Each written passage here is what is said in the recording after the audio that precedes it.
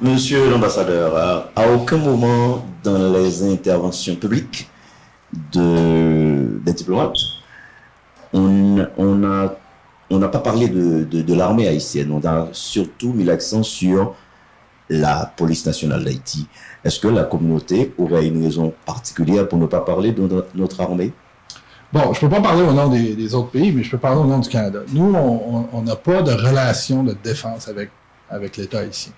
Donc, dans la plupart, pas tous, mais dans la plupart des pays du monde, il y a des relations. Il y a même dans certaines ambassades un attaché de défense. Pensez par exemple aux États-Unis ou aux autres alliés de l'OTAN, c'est des relations qui sont très intenses. Mais même dans des pays où il n'y a pas beaucoup de relations, il y a quand même un attaché de défense. Ici, quand l'armée haïtienne a été rétablie, il y a une décision qui a été prise au Canada de ne pas établir des relations de défense. Donc moi, j'ai pas d'attaché de défense. Donc j'ai pas vraiment d'interlocuteur au niveau des forces armées d'Haïti. On m'a déjà posé cette question-là. Moi, j'ai absolument rien. Le Canada n'a rien contre un rôle pour les forces armées d'Haïti. Mais ce rôle-là doit être défini par le gouvernement d'Haïti. Et puis ensuite, ils doivent nous proposer quelque chose. J'ai pas trop une bonne connaissance ils sont combien, justement, les forces armées d'Haïti. Ça ressemble à quoi en termes d'équipement, de formation, tout ça. Je sais qu'il y a quelque chose. Je sais qu'il y a des bonnes personnes, là, au niveau de l'armée haïtienne. Je connais quelques anciens officiers, d'ailleurs, de cette armée-là, qui sont maintenant à la retraite. Donc, je pense que l'armée pourrait contribuer. Il faudrait que ça soit en symbiose avec la PNH, parce que le mandat principal de maintien de l'ordre, c'est la police nationale qui le détient. Et nous, on est prêt à écouter toute proposition de l'État haïtien, mais ça doit venir des Haïtiens. Et même au sein pour faire suite à la question de brigade, et même au sein de la PNH, il y a certaines unités qui ne sont pas trop appréciées par la communauté internationale.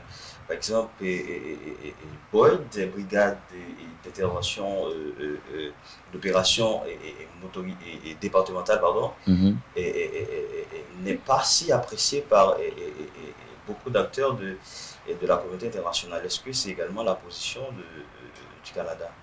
Moi, je n'ai pas connaissance que dans la politique du Canada, il y a des unités là, qu'on n'apprécie pas ou plus ou moins que les autres. Nous, on essaie d'avoir une coopération holistique, donc qui couvre tous les secteurs avec la PNH. Les priorités sont déterminées ensemble. On s'assoit avec la PNH pour déterminer les priorités. Après ça, nous, on regarde qu'est-ce qui est disponible comme soutien de la part du Canada. Donc, il y a des unités qu'on va pouvoir aider, il y a des matériels qu'on va pouvoir procurer, il y en a d'autres que c'est plus compliqué. On a des expertises, d'autres ont d'autres expertises, tout ça. Donc, on essaie d'y aller avec une élaboration commune des priorités, puis ensuite, selon ce que les expertises que nous, on détient. Mais on n'a pas de préjugés pour ou contre une unité ou l'autre. C'est toujours dans cette démarche d'intervenir dans la lutte contre l'insécurité en Haïti. Un bateau canadien a séjourné pendant un certain temps. Deux bateaux, merci. Deux bateaux canadiens ont séjourné dans les eaux d'Haïti. Il y a aussi un avion militaire canadien qui a survolé le ciel haïtien. Et pour quel résultat, en fait? Donc, dans les deux cas, c'était des missions de renseignement et j'ai seulement le terme en anglais dans ma tête, là, situational awareness, donc connaissance opérationnelle du terrain.